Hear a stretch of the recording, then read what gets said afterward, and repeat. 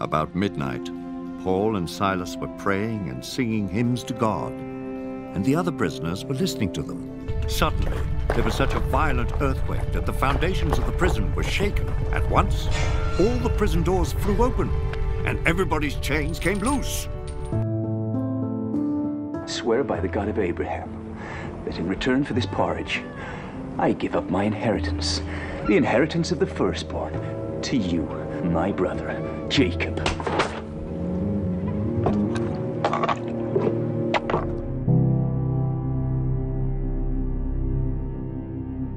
For thus saith the Lord God of Israel, the barrel of meal shall not waste, neither shall the cruse of oil fail, until the day that the Lord sendeth rain upon the earth. And I will bless thee, and make thy name great, and thou shalt be a blessing. And I will bless them that bless thee, and curse him that curseth thee, and in thee shall all families of the earth be blessed.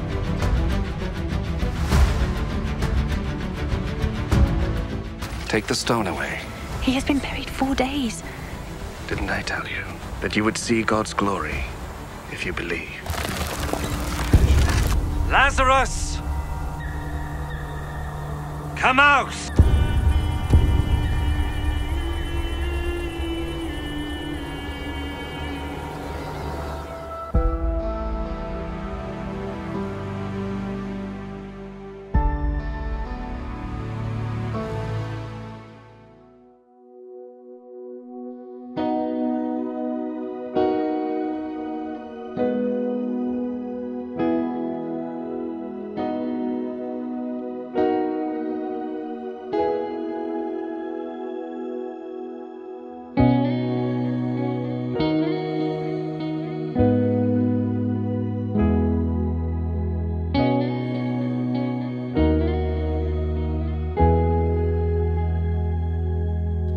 Turn your eyes upon Jesus. Look full in his wonderful face, and the things of earth will grow strangely dim in the light of his glory and grace.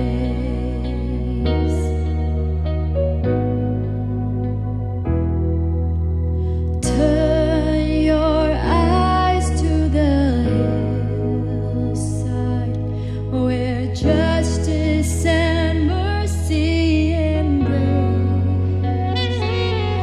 There the Son of God gave his life for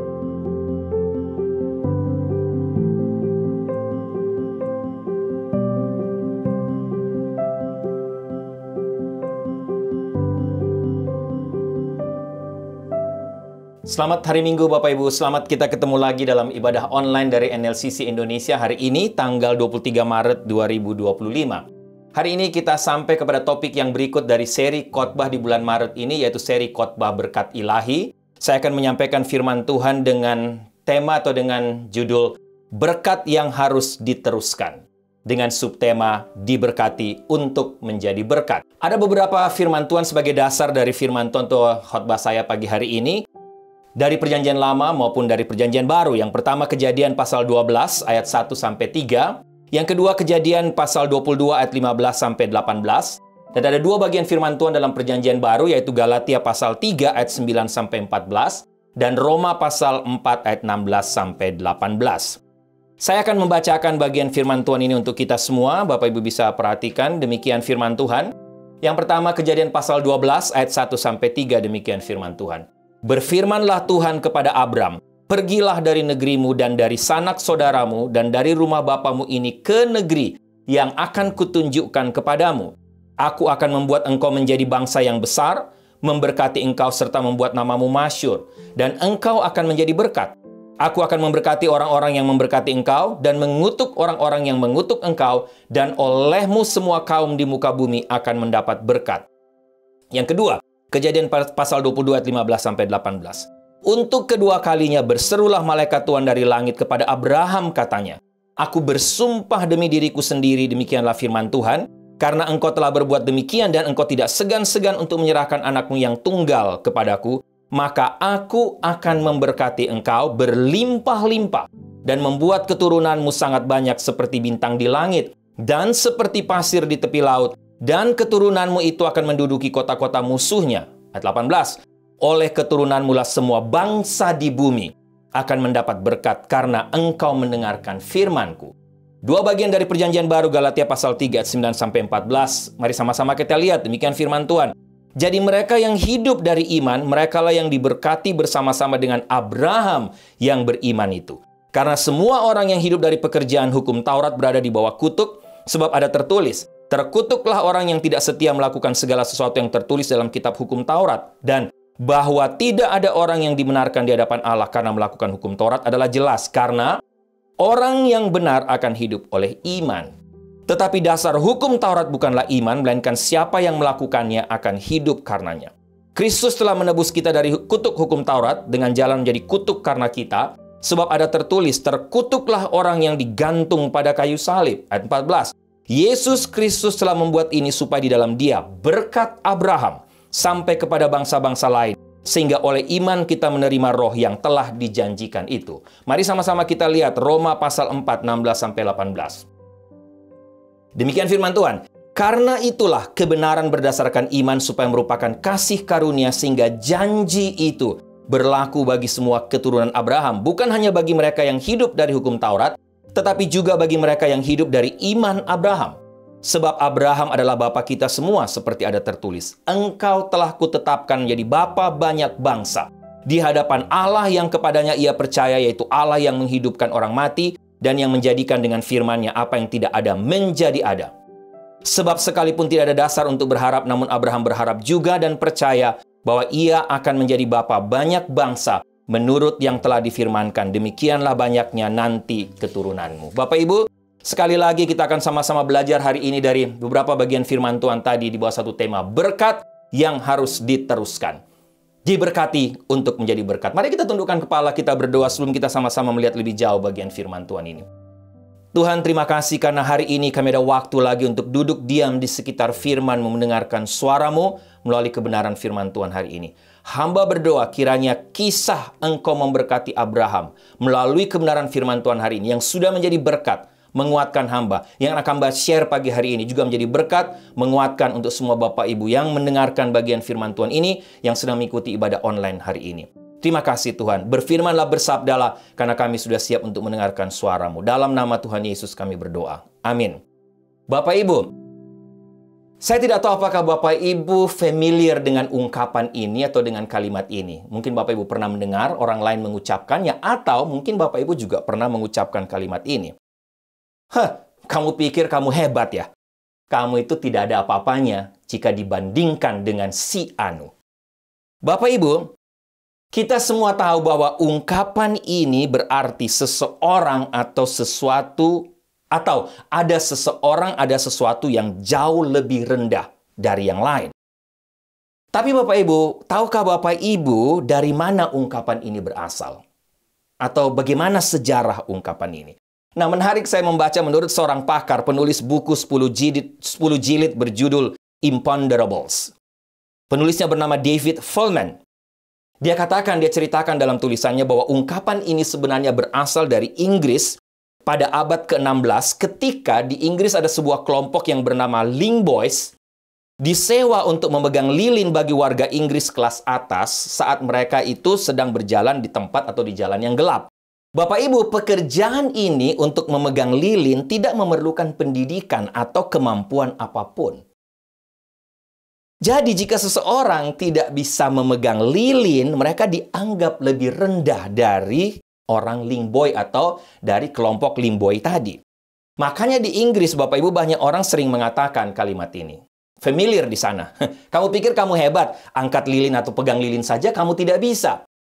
Nah, Bapak Ibu, bicara soal merendahkan, direndahkan, atau bicara tentang ada satu otoritas atau ada orang lain yang lebih baik, ada yang tidak baik, ada yang lebih rendah, dan lain sebagainya. Kita balik ke pembacaan kita tadi, Bapak Ibu. Saya ingin memulai hari ini dengan pertanyaan yang mungkin susah-susah gampang untuk dijawab. Bapak Ibu ingat waktu saya menyampaikan firman Tuhan tentang kisah Esau dan Yakub? Saya juga memberikan pertanyaan kepada Bapak Ibu tentang siapa sebenarnya yang salah, Esau atau Yakub?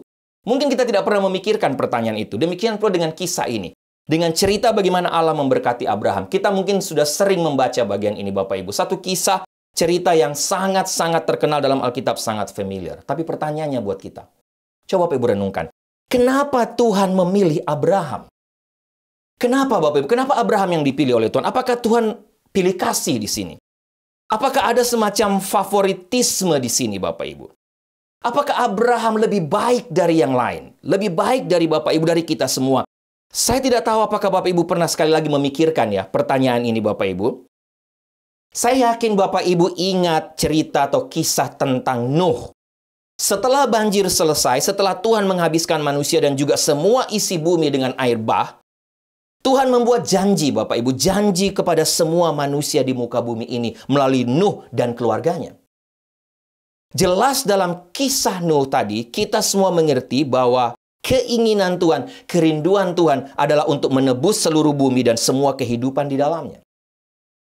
Pertanyaannya sekali lagi, kenapa atau mengapa Tuhan tidak menyelamatkan saja? Kenapa Tuhan tidak turun tangan langsung dan menyelamatkan semua umat manusia? Kenapa Tuhan tidak memberkati semua orang di sepanjang zaman dan waktu?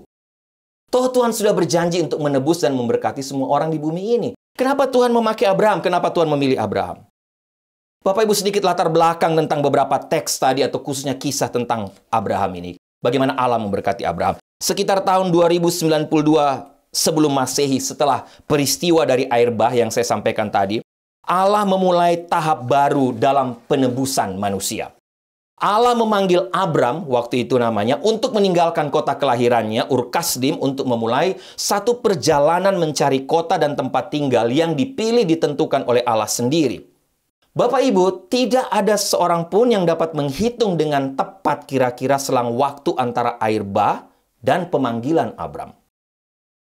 Para ahli katakan jika tidak ada celah dalam silsilah yang ditulis dalam Kejadian pasal 11, maka kira-kira angka minimum antara kedua peristiwa itu adalah 427 tahun lamanya.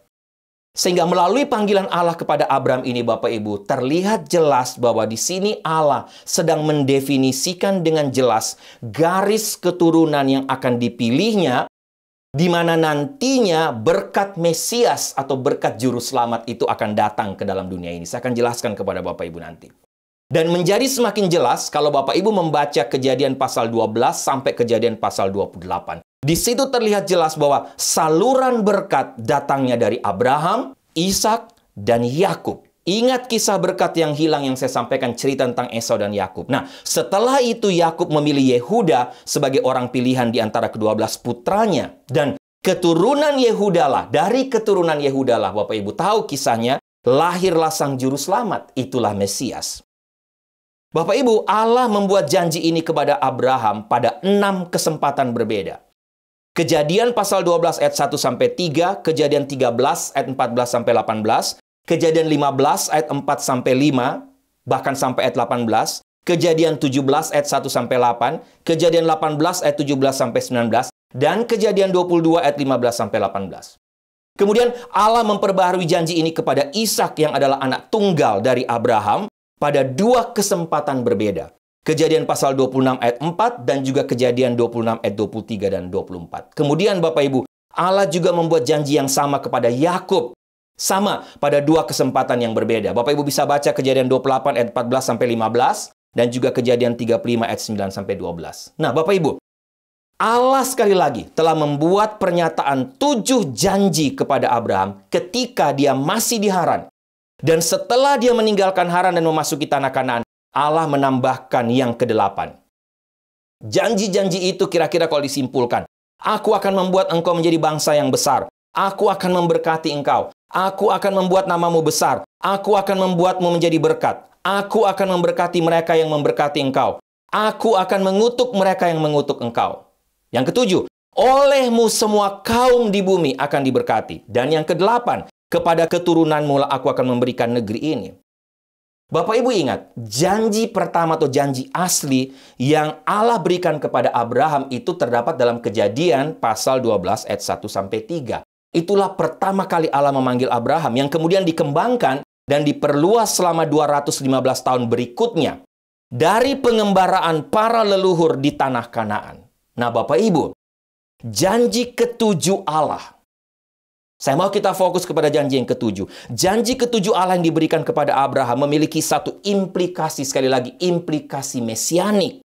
Dan ini dibuktikan oleh para rabi Yahudi di masa lampau, juga oleh para bapak-bapak gereja di masa gereja mula-mula. Dan Bapak Ibu lebih jauh lagi dalam perjanjian baru, secara khusus mengutip janji ke-7 yang diberikan kepada Abraham tadi, dan menghubungkannya dengan berkat penebusan, berkat keselamatan yang kita temukan di dalam Kristus Yesus Tuhan kita. Oleh sebab itu, janji Abraham ini sekali lagi dikenal sebagai janji mesianik. Bapak Ibu bisa baca dalam paling tidak dalam 2 bagian firman Tuhan yang saya sudah bacakan buat kita tadi. Galatia pasal 3 ayat 14-19, juga Roma pasal 4 ayat 16-18. Nah, Bapak Ibu, karena janji berkat inilah maka sekali lagi bangsa-bangsa lain, termasuk Bapak Ibu dan saya, termasuk kita semua hari ini bisa mendapatkan bagian dari karya keselamatan ilahi yang telah Allah janjikan kepada Abraham dan semua keturunannya. Bapak Ibu, Abraham menerima berkat yang begitu luar biasa langsung dari Allah. Ada istilah di Indonesia, Bapak Ibu, kita tahu, oh kaya ini orang kaya sampai 7 keturunan. Atau orang itu sampai 7 keturunan pun tidak akan miskin saking banyaknya hartanya.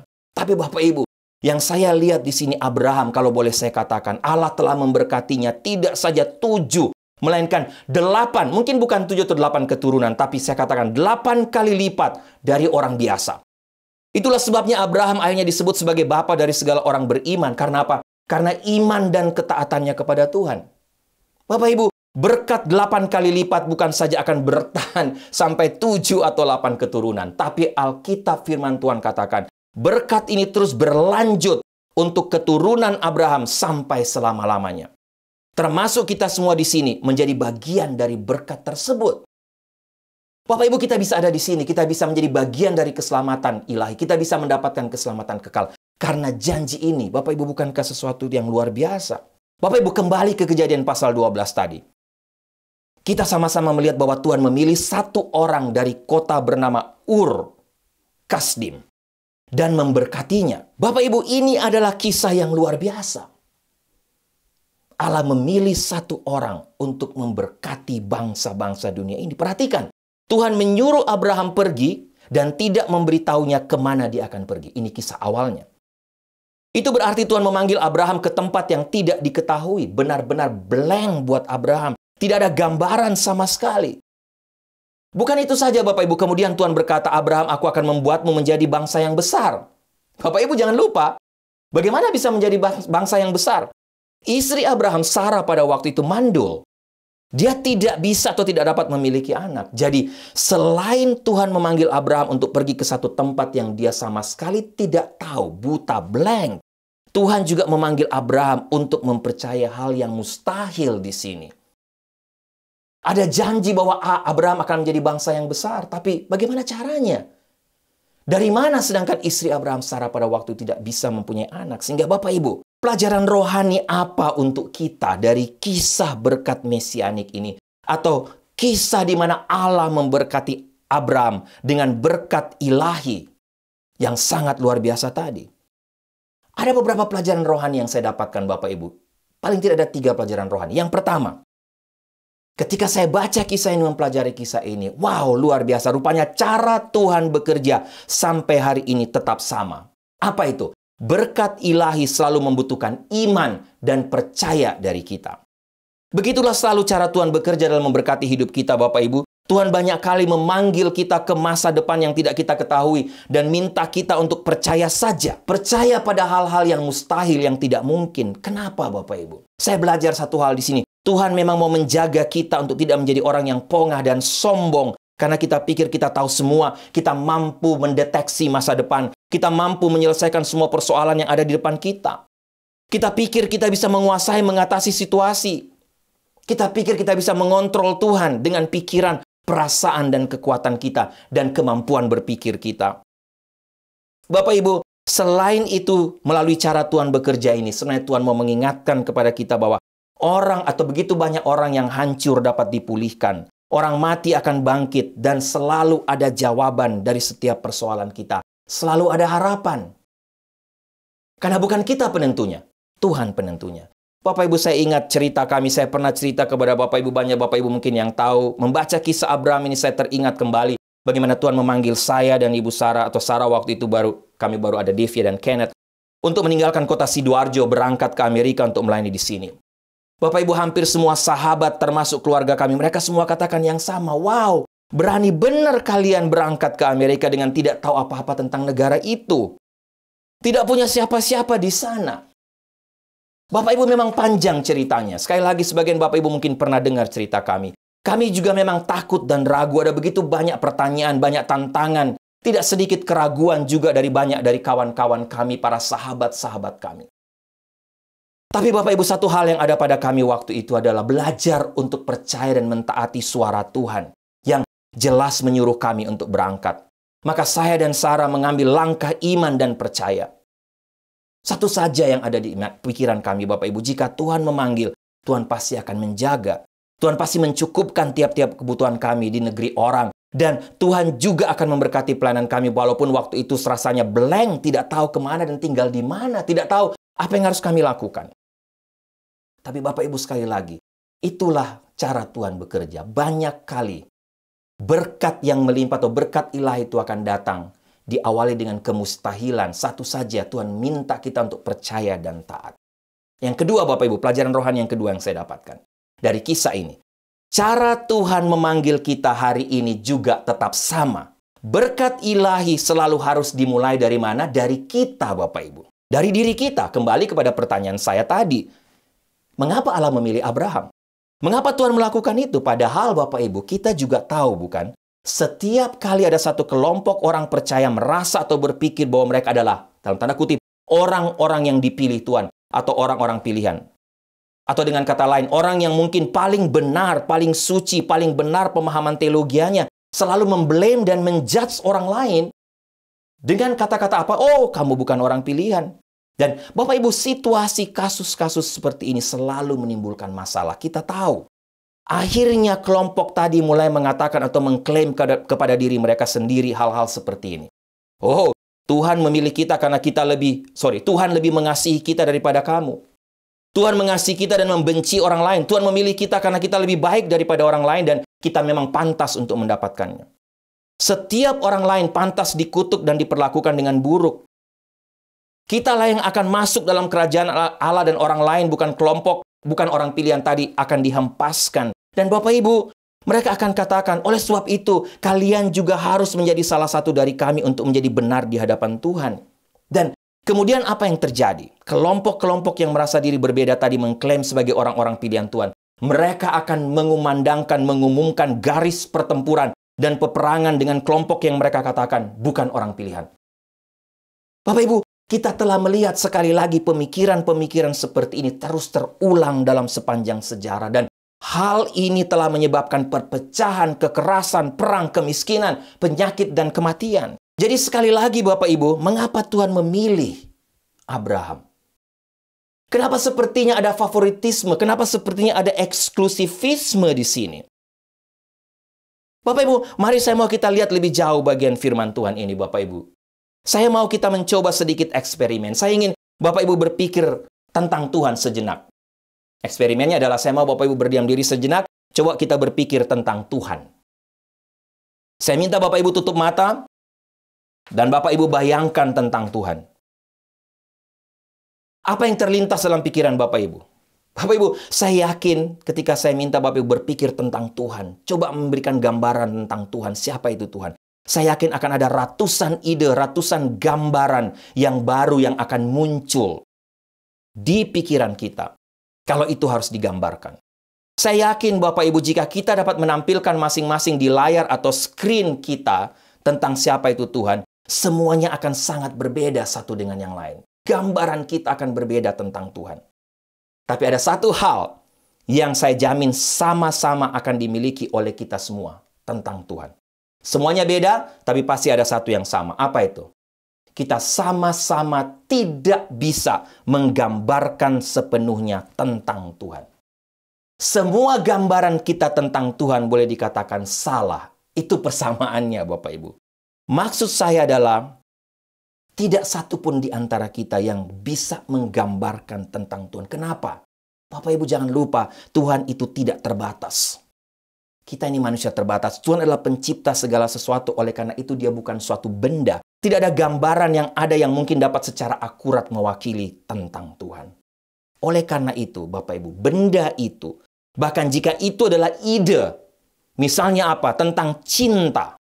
Sangat tidak mampu menggambarkan tentang Tuhan. Saya ingat Bapak Ibu seorang teolog bernama Agustin berkata, jika Anda dapat menjelaskan tentang Tuhan, maka dia bukanlah Tuhan. Sehingga mungkin Bapak Ibu bilang, oke Pak Riki, apakah itu berarti Pak Riki ingin katakan kepada kita bahwa mustahil kita bisa mengenal Tuhan? Ya dan tidak Bapak Ibu. Sekarang Bapak Ibu, saya mau kita mencoba eksperimen lain. Katakanlah sekarang saya sedang berdiri di hadapan Bapak Ibu semua hari ini dan saya sedang, boleh dikatakan, menyatakan rasa sayang, rasa cinta saya kepada Bapak Ibu. Saya sampaikan ini kepada Bapak Ibu. Saya sangat mencintai Bapak Ibu semua. Saya menginginkan yang terbaik untuk Bapak Ibu semua dan saya akan melakukan semua yang saya bisa untuk membantu Bapak Ibu dalam berkembang dan semakin maju dalam hidup. Pertanyaan saya, apakah Bapak Ibu percaya kepada saya? Nah, mungkin ada yang percaya, mungkin ada juga yang tidak percaya kepada saya, mungkin banyak yang tidak akan percaya. Kenapa? Apa yang sudah saya buat Bapak Ibu? Apa buktinya? Yang saya ucapkan barusan tadi hanyalah kata-kata kosong yang saya hamburkan kira-kira ke udara, begitu saja. Kira-kira begitu. Benar tidak Bapak Ibu? Sekarang, coba seperti ini. Saya punya sekantong batu, Bapak Ibu, atau saya punya batu.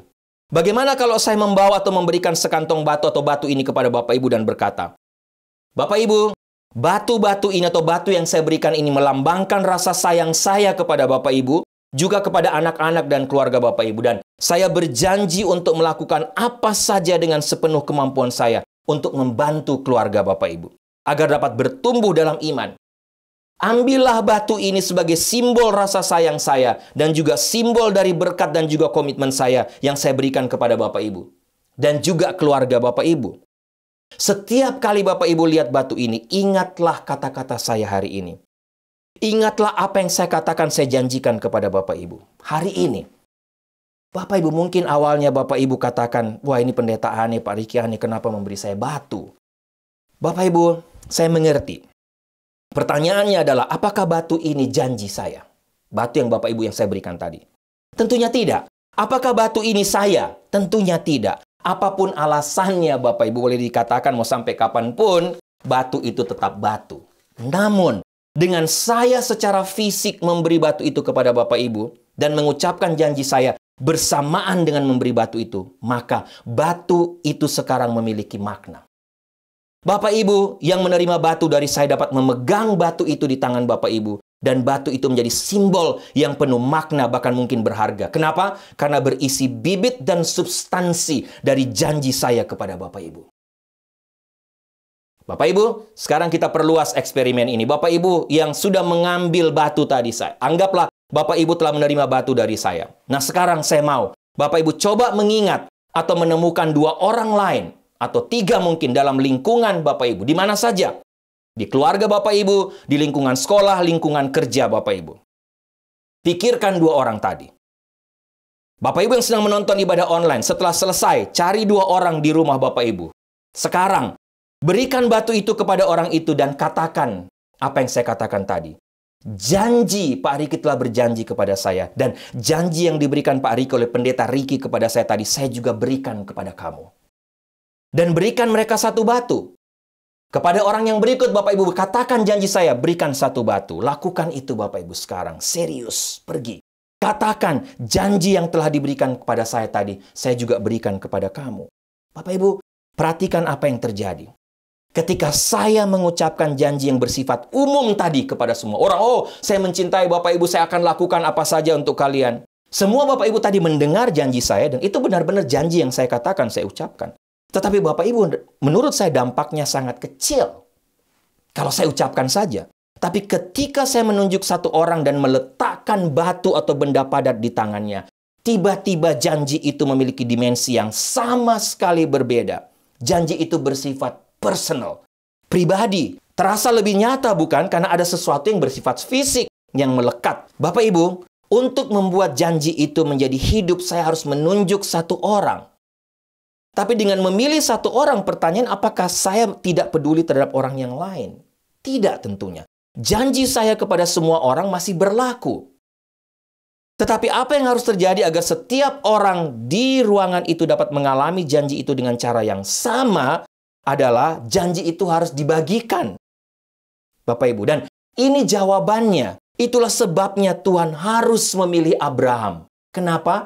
Harus ada orang yang menerima janji itu supaya janji itu menjadi lebih nyata. Dan janji itu harus diteruskan. Janji itu harus dibagikan kepada orang yang lain, Bapak Ibu. Dan yang ketiga, berkat rohani atau pelajaran rohani terakhir, ketiga yang saya dapatkan, Bapak Ibu. Panggilan Tuhan untuk kita tetap sama sampai hari ini. Berkat ilahi itu harus dibagikan, harus diteruskan. Perhatikan Bapak Ibu apa yang Tuhan katakan kepada Abraham. Dia berkata, Abraham, aku akan memberkatimu sehingga semua bangsa akan diberkati melalui dirimu. Abraham, kamu diberkati untuk menjadi berkat. Aku memilih kamu bukan karena aku lebih sayang kepada kamu, bukan karena aku lebih mencintaimu daripada yang lain. Bukan. Tapi aku memilih kamu supaya kamu bisa menjadi berkat bagi orang lain. Kamu meneruskan cinta itu kepada orang lain. Aku tidak memilih kamu agar kamu dapat membuat klub khusus anggota sehingga kamu merasa eksklusif. Aku memilih kamu karena orang tidak dapat memahami diriku sebagai diriku sendiri, itu kata Tuhan. Orang-orang membutuhkan sesuatu yang bersifat fisik yang dapat mereka sentuh untuk bisa mengenal aku. Aku harus bekerja denganmu sehingga aku dapat bekerja melalui kamu, Abraham. Aku memberimu berkat ini sehingga kamu dapat membagikan berkat ini kepada orang lain dan kepada dunia ini. Dan Bapak Ibu, itulah panggilan kita hari ini. Kita akan melihat sepanjang hidup kita bahkan sampai dunia ini berakhir nanti bahwa Allah bekerja dengan dan melalui keturunan Abraham, melalui bangsa Israel, dan melalui Bapak, Ibu, dan saya, melalui kita semua orang percaya. Sekali lagi, bukan karena Tuhan lebih mengasihi mereka atau lebih mengasihi kita, tetapi merupakan simbol fisik dari berkat Allah bagi kita di sini, sekarang ini, dan juga bagi dunia ini. Dan Bapak Ibu, ingat sekali lagi, sampai Yesus datang, dan kita sekarang sebagai pengikut Yesus punya panggilan yang sama. Kita dipanggil sama seperti Abraham untuk menjadi berkat bagi bangsa-bangsa. Kita diberkati untuk menjadi berkat. Saya menyebutnya berkat estafet. Berkat ini harus terus dilanjutkan, diteruskan kepada orang lain. Bapak Ibu, sebagai penutup dari bagian firman Tuhan ini, saya mau ingatkan kepada kita. Ingat Bapak Ibu, sekali lagi kita semua dipanggil oleh Tuhan dengan tujuan. Bukan karena dia lebih mengasihi kita. Dia memilih kita karena dia ingin kita juga memberkati orang lain. Tuhan mau memakai Bapak, Ibu, dan saya kita semua untuk menjadi berkat bagi teman, sahabat, istri, suami, anak-anak kita. Tuhan mau melalui hidup kita, mereka semua juga dapat melihat Tuhan. Mereka bisa merasakan kebaikan Tuhan dan kuasa penyelamatan Tuhan. Sama Bapak, Ibu, kenapa Tuhan bawa kita ke sini? Kenapa Tuhan menyatukan kita di gereja ini? Saya yakin karena Tuhan mau melalui kita, melalui kebersamaan kita di sini, kita menjadi berkat tidak saja untuk Indonesia, tapi juga untuk dunia ini. Bagi orang-orang yang belum pernah mendengarkan berita keselamatan. Sebagai penutup khotbah ini, Bapak Ibu, saya mau hari ini semua kita merenung sejenak dan mengambil waktu silent. Sebelum saya berdoa, ambil waktu untuk memikirkan dan bertanya kepada Tuhan. Tuhan, kenapa Engkau menyelamatkan saya? Kenapa Tuhan memilih saya menjadi orang percaya di tengah keluarga saya yang mungkin tidak percaya? Kenapa Tuhan memberkati keluarga saya? Kenapa Tuhan memberkati bisnis dan usaha saya? Bagi Bapak Ibu, jemaat NLCC yang ada di sini, tinggal di sini, pikirkan, mengapa Tuhan bawa Bapak Ibu ke sini? Mengapa Tuhan bawa kita ke sini? Bapak Ibu, seperti batu yang saya berikan tadi, sebagai rasa cinta, teruskan berkat itu kepada orang lain. Kepada mereka yang belum pernah mendengarkan berita keselamatan. Jadilah berkat bagi orang lain di sekeliling Bapak Ibu. Itulah panggilan Tuhan untuk kita. Sehingga Bapak Ibu, saya mau melalui bagian firman Tuhan ini kita ingat 3 hal tadi. Ingat, cara Tuhan bekerja sampai hari ini tetap sama. Apa itu? Berkat ilahi selalu membutuhkan iman dan percaya kita. Berkat yang besar itu akan kita dapatkan. Yang penting kita percaya dan taat. Yang kedua, cara Tuhan memanggil kita hari ini tetap sama. Berkat ilahi itu selalu dimulai dari kita. Dan yang ketiga adalah tugas kita. Panggilan kita adalah meneruskan berkat ilahi itu kepada orang-orang di sekeliling kita. Sehingga nama Tuhan dipermuliakan dan semakin banyak orang yang bisa masuk dalam karya keselamatan ilahi. Mari kita tundukkan kepala, kita berdoa. Tuhan, kami bersyukur, berterima kasih untuk kebenaran firman Tuhan hari ini. Kisah cerita tentang Abraham yang mungkin sudah sering kami baca, sudah sering kami dengar. Tapi hamba berdoa, kiranya bagian firman Tuhan ini, kisah ini menantang kami sekali lagi. Untuk tidak hidup egois, tapi juga hidup untuk melihat orang-orang di sekeliling kami. Kami ingat bahwa tugas panggilan kami adalah untuk meneruskan berkat ilahi ini. Meneruskan janji Tuhan ini kepada orang-orang di sekeliling kami, bahkan kepada dunia ini. Jadikan kami berkat sehingga lewat hidup kami, banyak orang-orang di sekeliling kami juga melihat Yesus, percaya kepada Tuhan Yesus sebagai Tuhan dan Juru Selamat. Terima kasih untuk firman-Mu. Dalam nama Tuhan Yesus kami berdoa. Amin.